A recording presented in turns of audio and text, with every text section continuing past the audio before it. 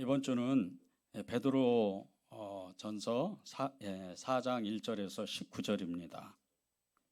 베드로전서 4장 1절에서 19절 우리 한 절씩 이렇게 교도하겠습니다.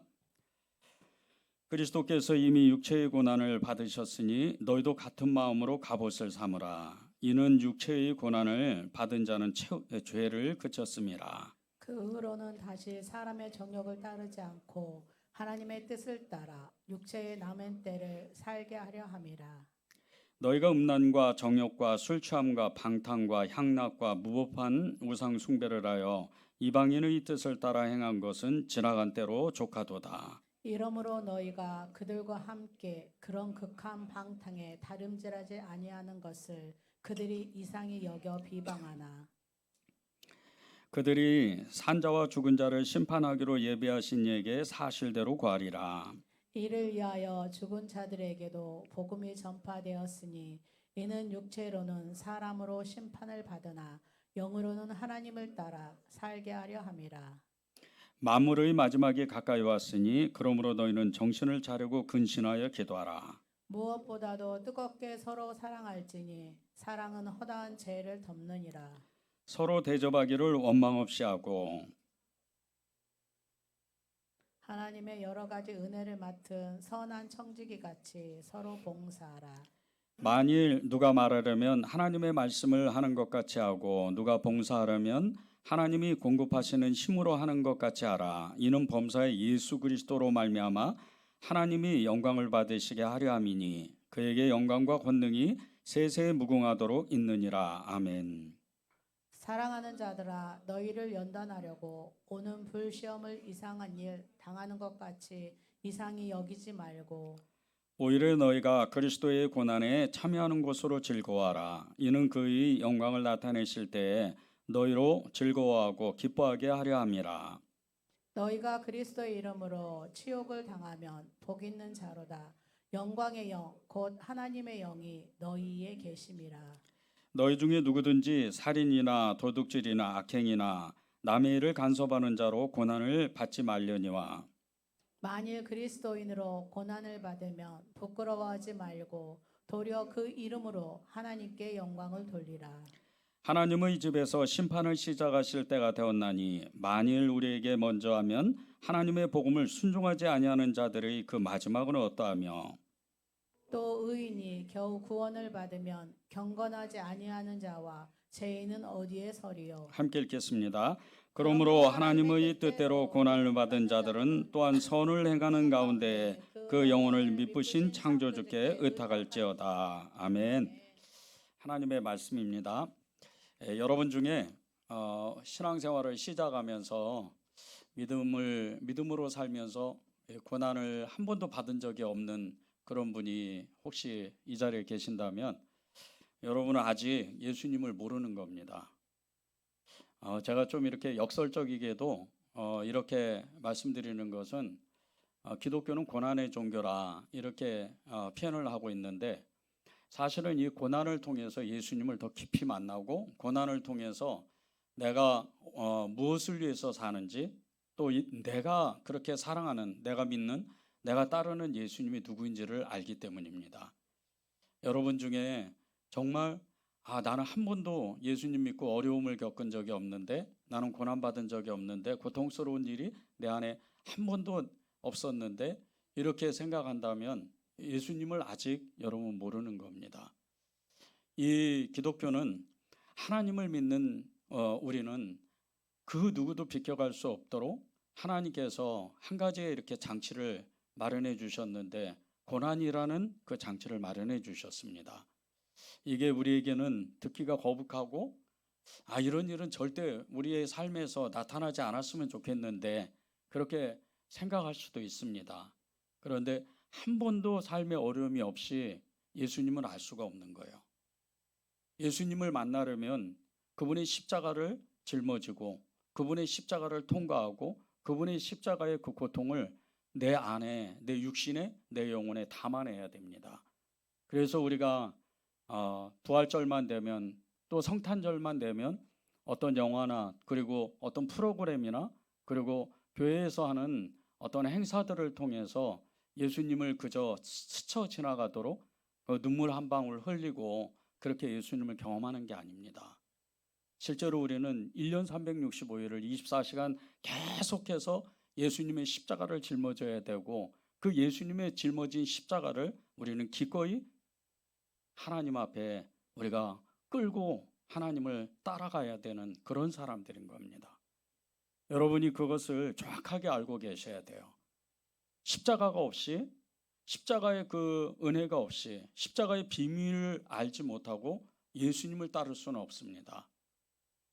하나님은 우리 각 사람에게 예수님을 주셨는데 그 예수님을 주신 이유는 우리의 그 죄, 그리고 우리가 정말 이룰 수 없는 이 믿음의 그 완성을 예수님의 그 십자가를 져야지만, 예수님의 십자가를 통과해야지만 그것이 이룰 수 있고 또 완성될 수가 있는 겁니다.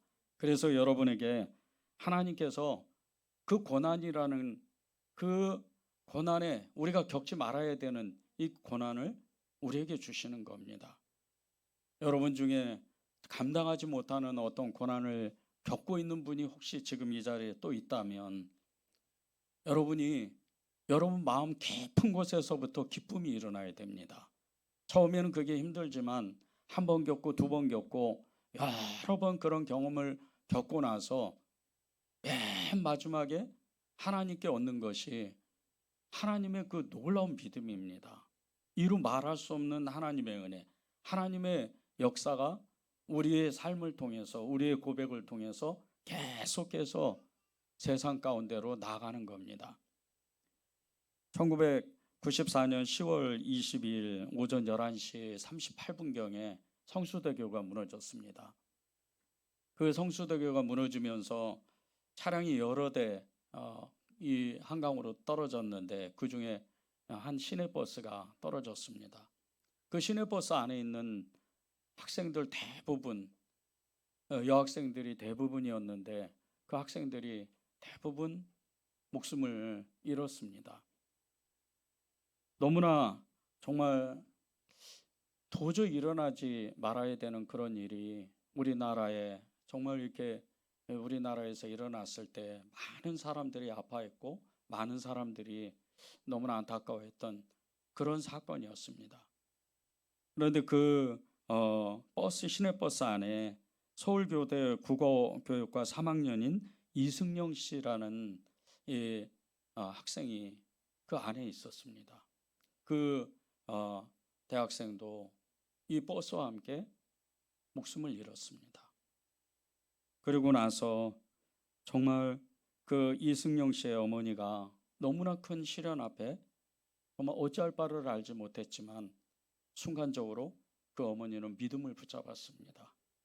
믿음을 붙잡고 정말 이 모든 어려운 시련을 이겨나갈 수 있도록 그렇게 하나님 앞에 고백을 하고 그 딸이 남겨놓은 일기장 속에 적어져 있는 딸의 그 소원을 이루기 위해서 일생을 바쳤습니다. 그 이승영 씨가 남긴 그 소원이 14가지였습니다. 100명 이상 전도한다. 목사관을 짓는다. 교회를 짓는다. 장학금 제도를 만든다. 신앙소설을 쓴다. 기독교 방송을 만든다. 이동 도서관을 만든다. 간사님들 재정 지원을 한다. 선교사님들 재정 지원을 한다. 목사, 간사, 전도사님 전용 휴양지를 만든다. 1명 이상 입양한다. 단기 선교를 떠난다. 시각장애인을 위하여 뭔가를 한다. 재활시설을 포함한 복지마을을 만든다. 이 14가지의 그 자기에 대한 이 소원을 기록한 그 딸의 그 일기를 보고 그 어머니는 그 일생 동안 그것을 이루기 위해서 애를 썼습니다. 그리고 이 어머니가 제일 먼저 한 일이 그 딸의 시신을 고려대 의대병원에 기증해서 그 해부 실습용으로 이렇게 기증을 했습니다. 그리고 받은 그 사고 보상금 2억 5천만 원을 모 교회인 남서울교회에 기부를 해서 승령 장학회라는 이 장학회를 만들었습니다. 그리고 지난 20여 년이 넘도록 그렇게 수많은 그 장학생들이 거의 200명이 넘는 장학생들이 혜택을 받고 그렇게 또 다른 정말 선한 일을 이루고 그래서 실제적으로 너무나 큰 파장이 일어난 겁니다. 그리고 그 이승영 씨의 동생이 이상엽 씨는 처음에는 그 누나가 슬픔에 정말 이렇게 목숨을 잃었던 그 슬픔에 빠져서 교회를 떠나고 몇 년 동안 타종교에 빠져 있다가 다시 하나님 앞에 돌아와서 정말 그리스도의 그 삶을, 그리스도인의 삶을 열심히 살아갔습니다.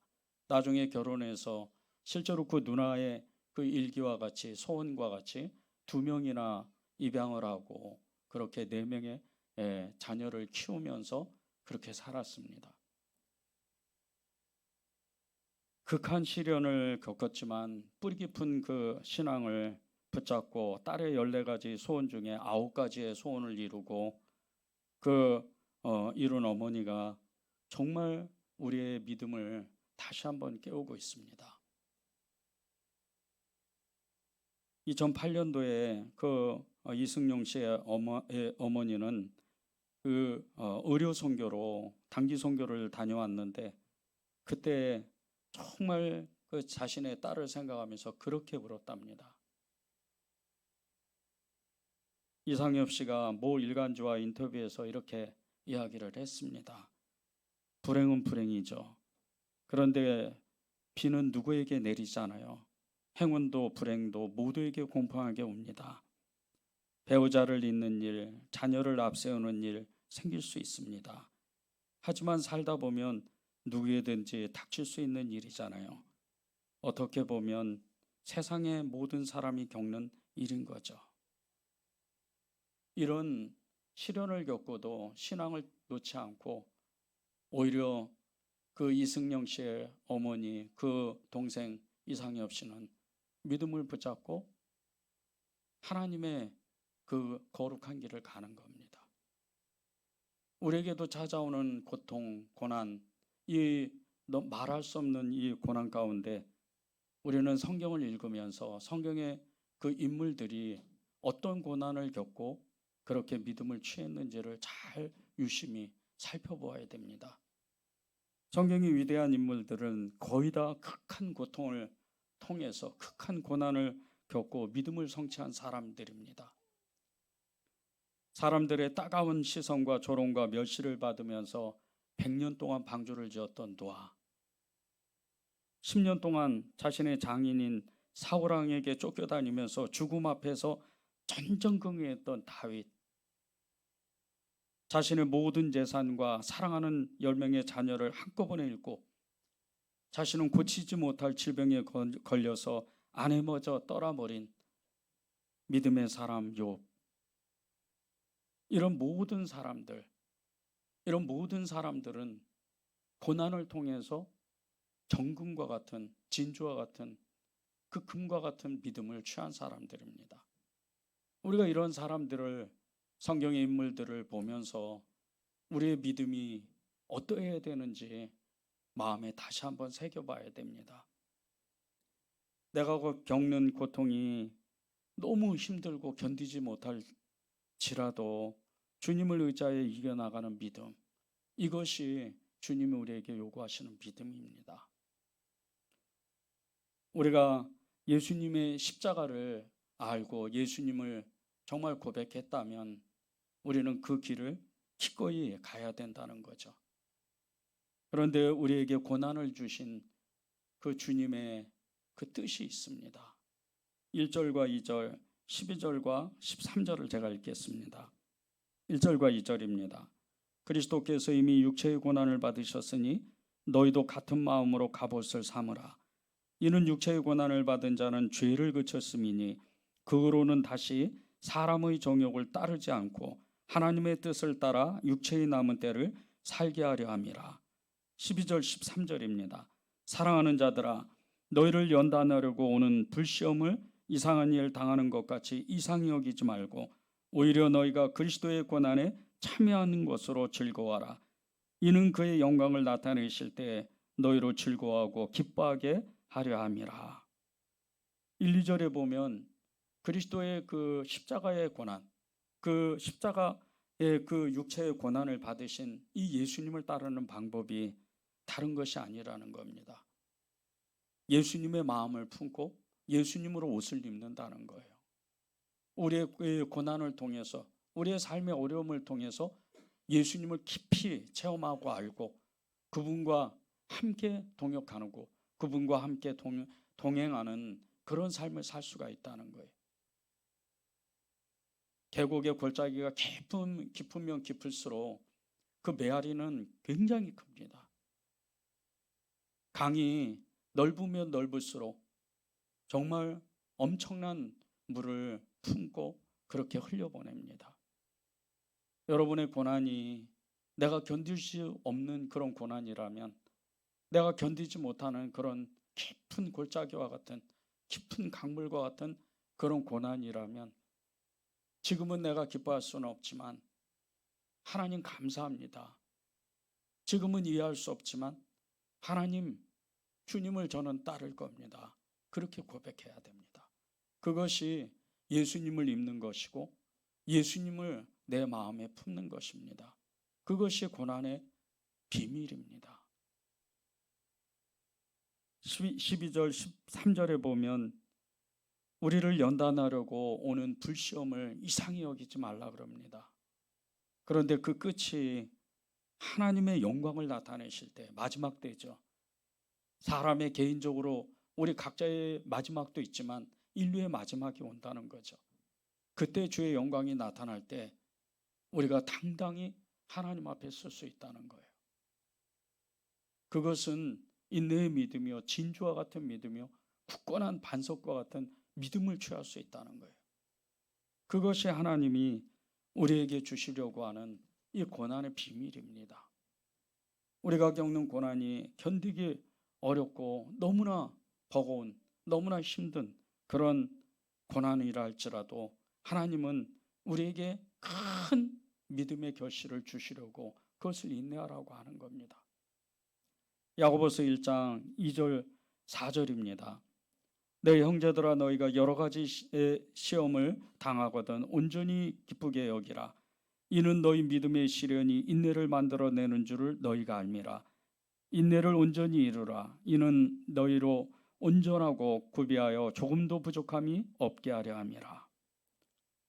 너무나 힘들고 너무나 어려운, 정말 왜 나만 이렇게 어려운 일들이 계속 찾아오나.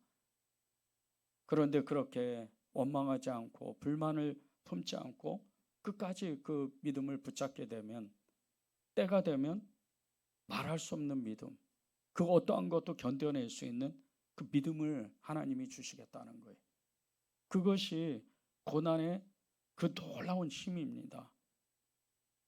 고난을 많이 겪은 사람일수록 정말 너무나 평온한 마음을 가지고 평안한 그 얼굴로 평안한 삶을 삽니다.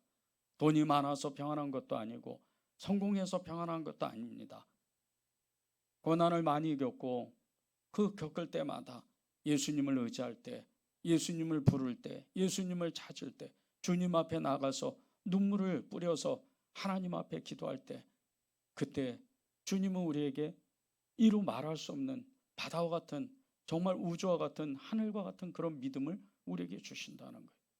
그 마음을 품게 되면, 그리스도 예수님의 그 믿음을 우리가 소유하게 되면 이 세상에 어떤 정말 태풍과 같은 그런 일이 닥친다 할지라도 우리는 견딜 수가 있다는 거예요. 주님이 반드시 선한 것을 만들기 때문에, 선한 일로 그것을 만들기 때문입니다. 여러분이 내가 비록 지금은 이해할 수는 없다 하더라도, 내가 지금은 내 믿음으로는 하나님의 뜻을 다 할 수 없다 하더라도 주님 감사합니다. 주님은 반드시 그 모든 것을 이루실 겁니다. 그렇게 고백한다면 주님은 여러분에게 하나님의 비밀을 알려주시는 거예요. 세상에 있는 아무리 똑똑한 사람도요, 하나님을 다 알 수 없습니다. 하나님을 아는 건 그분이 우리에게 직접 당신을 밝혀주셔야 돼요. 당신을 알려주셔야 되고, 당신의 그 모든 행하는 일, 하늘의 비밀들을 알려주셔야 우리는 알 수가 있는 겁니다. 그런데 그것을 빨리 알 수 있고 그것을 더 깊이 알 수 있는 것은 고난을 통하는 겁니다. 그래서 십자가의 능력이 세상 가운데 어마어마한 역사로 일어나는 겁니다. 십자가의 능력이 믿는 사람에게는 하나님의 큰 능력이라고 그랬고 믿지 않는 사람에게는 미련한 것이라고 그랬습니다.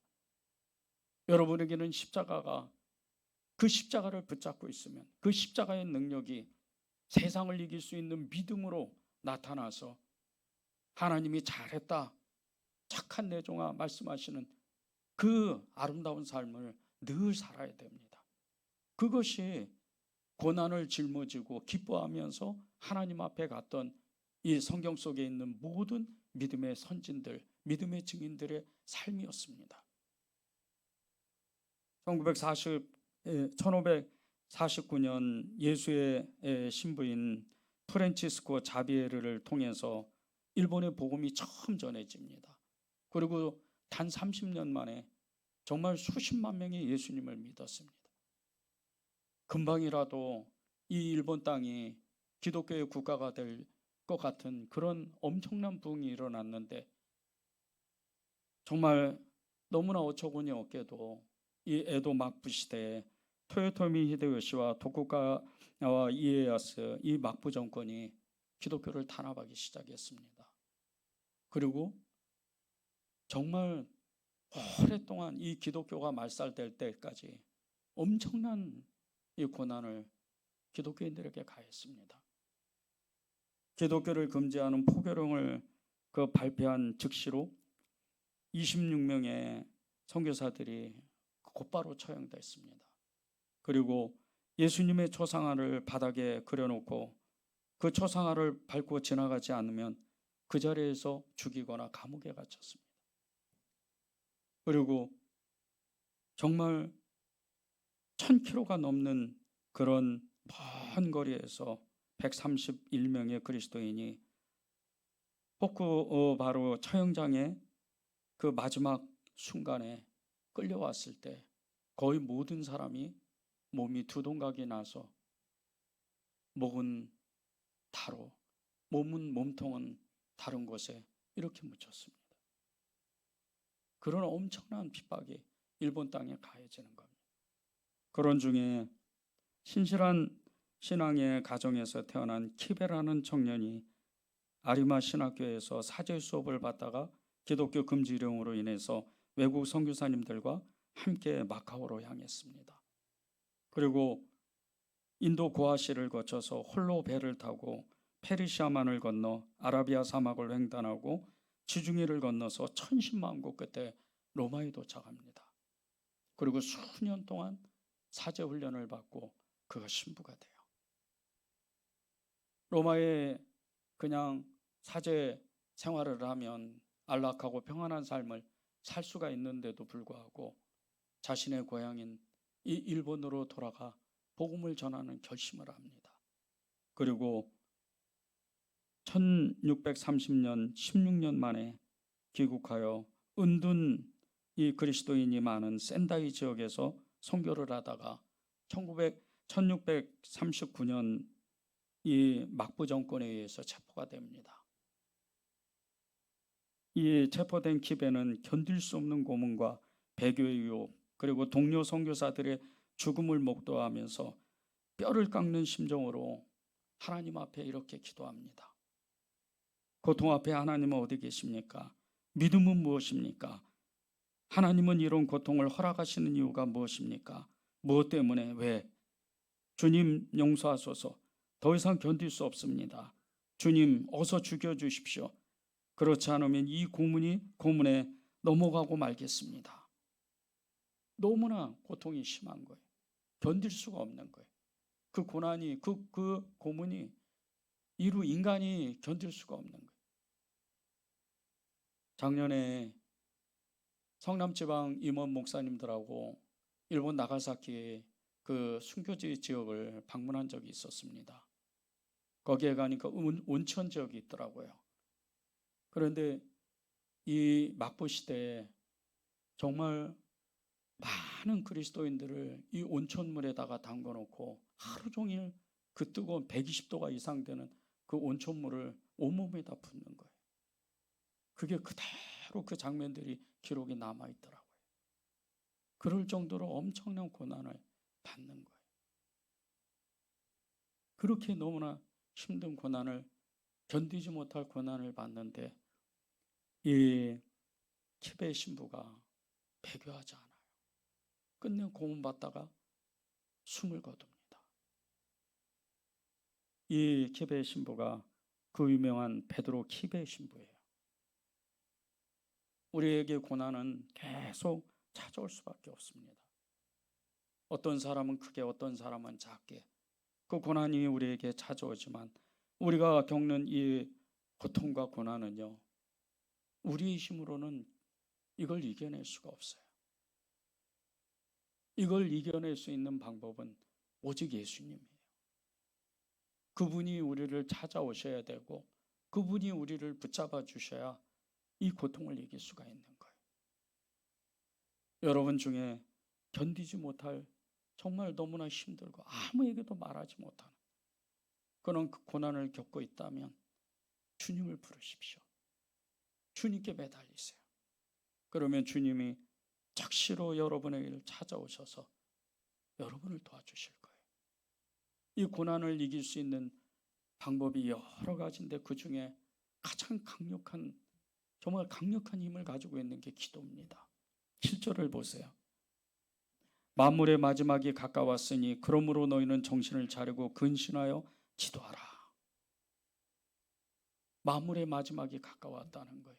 이 베드로 사도가 지금 핍박받는 아시아와 유럽에 흩어져 있는 나그네와 그림자로 사는 이 1세기 초에 이 그리스도인들에게 만물이 가까이 왔다.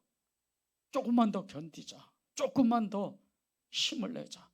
그렇게 안타까운 마음에 자신의 생명을 내어주기까지, 실제로 이 베드로 사도는요, 십자가에 거꾸로 못 박혀서 죽었어요.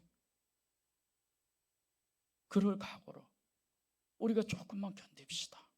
조금만 더 인내합시다. 그런 안타까운 마음에 만물이 가까이 왔습니다. 그 마지막에 가까이 왔는데 우리가 정신을 차리고 기도합시다. 그렇게 그 1세기 그리스도인들에게, 박해받는 그리스도인들에게 외치는 거예요. 지금도 똑같습니다. 지금도 주님은 저와 여러분에게 조금만 더 견디자, 조금만 더 인내하자, 그렇게 주님은 말씀하시는 거예요. 근데 그 방법이 기도하는 거예요. 하나님 앞에 매달리는 거예요. 하나님 앞에 나와서 눈물로 기도한다면, 눈물을 뿌려 기도한다면 하나님은 우리의 기도를 받으셔서 우리에게 힘을 주시고 인내할 수 있는 그 능력을 주시는 거예요. 기도하는 사람, 이 기도하는 사람이 어떤 사람이냐? 기도하면요, 우리가 하나님의 음성을 즉바로 들을 수 있어요. 즉시로 들을 수 있습니다.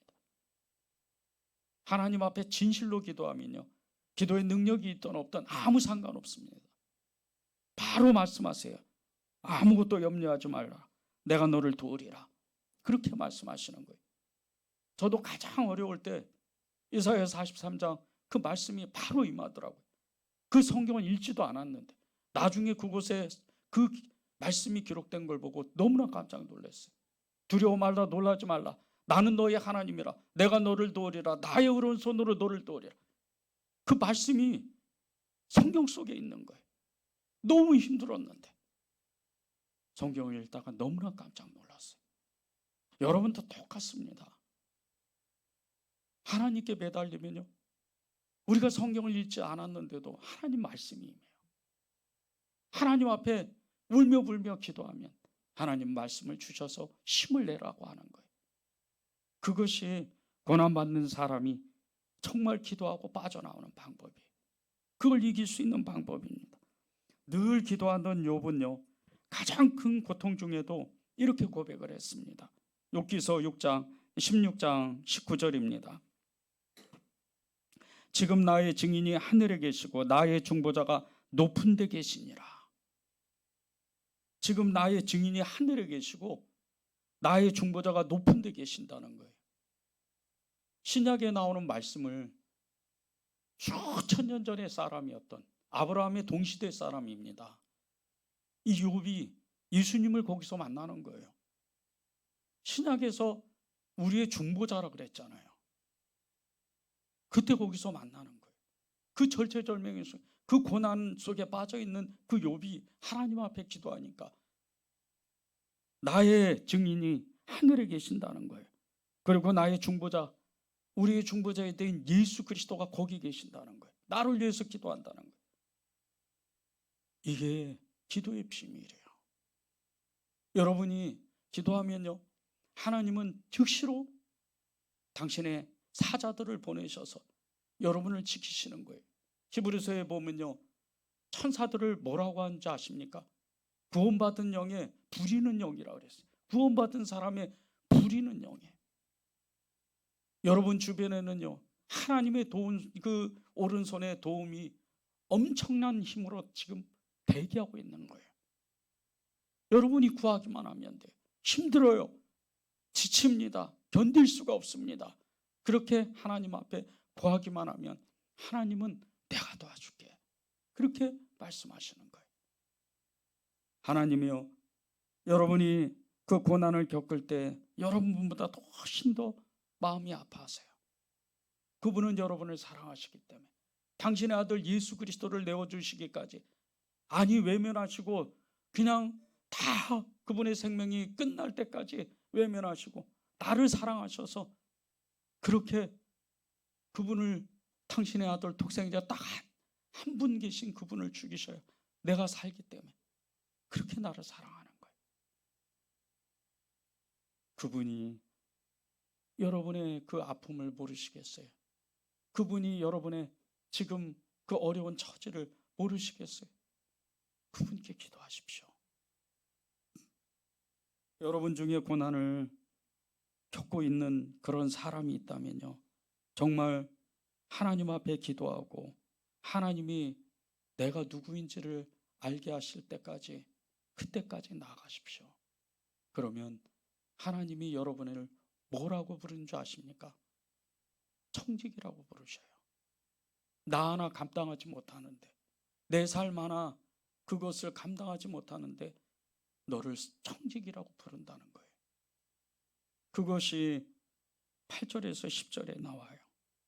무엇보다도 뜨겁게 서로 사랑할지니 사랑은 허다한 죄를 덮느니라. 서로 대접하기를 원망 없이 하고 각각 은사를 받은 대로 하나님의 여러 가지 은혜를 맡은 선한 청지기 같이 서로 봉사하라. 지금 내 문제도 너무 힘든데 사랑하라는 거예요. 남을 대접하기를, 주님을 대접하기 대하도록 그렇게 대하듯이 대접하라는 거예요. 그런데 그것이 선한 청지기라는 거예요. 여러분이 고난으로 끝난 인생이라면요, 하나님이 그렇게 말씀 안 하세요. 고난을 뛰어넘어서 고난 뒤에 여러분이 수많은 고난에 빠진 사람들, 그런 사람들을 한 사람 한 사람 위로해주고 그들에게 힘을 주고 예수 그리스도를 전해주는 그런 사명을 여러분에게 주시기 위해서 여러분을 부르신 거예요. 저는 어렸을 때부터 심한, 정말 너무나 어려운 처지에 있었고, 그리고 고통 중에 그렇게 쓸쓸하고 외롭고 고독하게 그렇게 살았어요. 그것도 37년이나 그렇게 살았습니다. 주님을 알지 못했기 때문에. 이 세상에서 가장 불행한 사람이라고 생각을 했어요. 주님 앞에 나와서 주님을 만나고 그분을 깊이 경험하고 나니까 그것이 무엇인지를 알게 됐어요. 제가 한 번은 청소년 센터, 집 나와서 어찌할 바를 알지 못하고 센터의 쉼터에 있는 아이들에게 말씀을 전한 적이 있었어요. 성경을 전하고 말씀을 전하고 교회를 전하고 예수 그리스도 전하지 않았습니다. 제가 어떻게 살았는지를 전했어요. 그것을 나눴습니다. 거기 아이들이 다 엎어져서 울었어요. 자기들이 제일 힘들다고 생각했는데, 엄마 아빠가 자기는 사랑하지 않는다고 믿었는데, 그렇게 너무 힘든 인생이라고 생각했는데 웬 아저씨가 와서 자기 고백을 하는데 자기보다 더 힘든 거예요. 저희 부모님은 6살 때, 저희가 6살 때 이혼하셨어요. 8살 때 저희 아버님이 재혼하셨습니다. 끊임없이 분란과 싸움이 집안에서 일어났어요. 그렇게 인생을 살았어요. 그런데 주님은 저를 찾아오셔서 그렇게 말씀하시는 거예요. 내가 너를 사랑한다. 그 한마디로 끝났어요. 그 한마디로 저는 제 인생을 바꿨습니다. 여러분의 인생이 지금 너무나 힘들고 버겁고 고통 중에 있다면 여러분의 그 고통보다 훨씬 더 큰 고통을 안고 있는 어떤 그리스도인이 있다는 것을 여러분이 잊지 마십시오. 그 여러분이 겪는 그 고통 때문에 그것을 통과했다면, 그 고통을 이겨냈다면 그 모든 지나간 일들, 그 능력이 또 다른 누군가를, 나와 비슷한 삶을 사는 사람을 살린다는 것을 잊지 마십시오. 그것이 우리의 부르심이에요. 기독교는 하나님의 생명, 예수 그리스도의 생명으로 사는 그리스도인들이 모이는 믿음의 공동체입니다. 그 믿음의 공동체에서 우리가 해야 되는 것은 선한 청지기와 같이 끊임없이 서로를 사랑하고 손대접하기를 힘쓰고, 그리고 서로를 위로하는, 그것이 고난을 통과한 사람의 진실한 모습이고 청지기의 모습이요, 그리고 고난을 이긴 그리스도의 사람들인 겁니다. 여러분의 일생 가운데 정말 이 고난을 하나님 앞에 온전히 드려서 맨 마지막 때, 여러분의 인생의 마지막 때 하나님의 영광으로 나타나실 때 하나님 앞에 여러분의 그 삶의 면류관을 하나님 앞에 드리면서 하나님 앞에 그 품속으로 들어가 보십시오. 그러면 주님은 반드시 말씀하세요. 잘하였다, 착한 내 종아. 여러분이 그런 사람들입니다. 그런 삶을 사시기를 바랍니다. 우리 찬양하겠습니다.